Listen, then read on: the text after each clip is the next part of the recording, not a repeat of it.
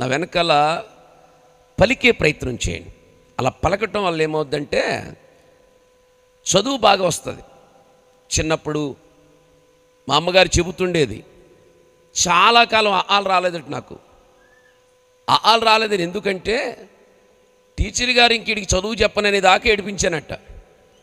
ఎందుకు ఏడిపించానంటే స్కూల్లో తీసుకుని వెళ్ళిన తర్వాత ఆ అంటే అందరూ మళ్ళీ తిరిగి ఆ అనేవారు. నేను మాత్రం నోరు చూపించేవాడినట. ఈ అంటే పళ్ళు చూపించేవాడినట్ట, కానీ ఈ అనేవాడిని కాదట.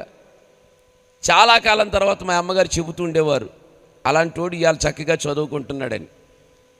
దీని అర్థం ఏంటంటే నేను పలుకుతుండగా మీరు కూడా పలికారనుకోండి, చదువు బాగా వస్తుంది. లేదంటే మోగోళ్ళగా ఆ ఈ అనాలి.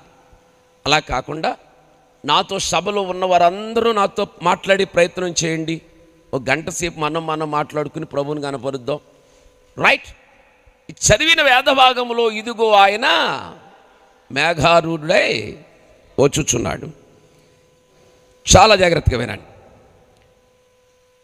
బైబిల్ గ్రంథంలో మనల్ని చదవమంటే అసలు చదవలేని గ్రంథం ఏదైనా ఉందంటే ప్రకటన గ్రంథం. చచ్చిన ముట్టుకోం.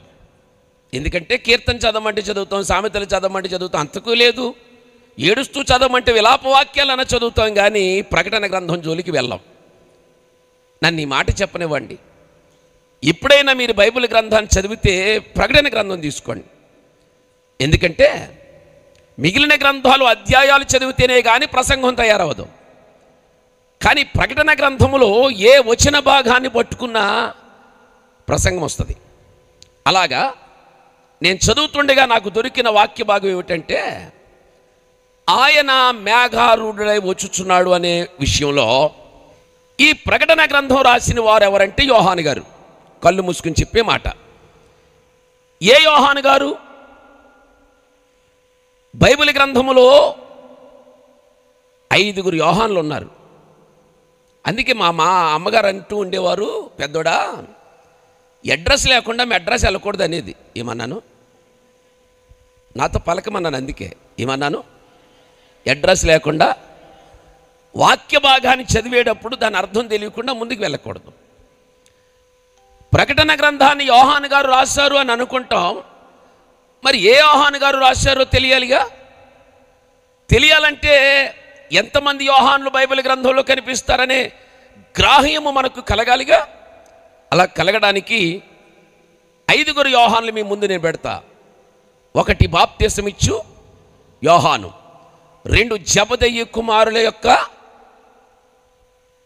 యోహాను, 2 మూడవది ఏంటంటే పేతురు గారి తండ్రి ఆయన యోనా అనబడిన యోహాను, 3 అయ్యారు.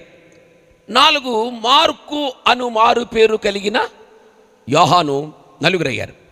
5వది విమర్శకుడైన యోహాను.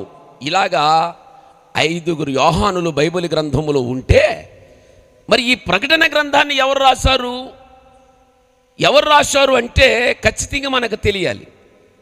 ఈ 5 యోహానులలో జబదయి కుమారుల యొక్క పేర్లలో జబదయి జాలరి ఓడలలో పనిచేసినటువంటి ఆయనకు 2 కొడుకులు పుట్టారు.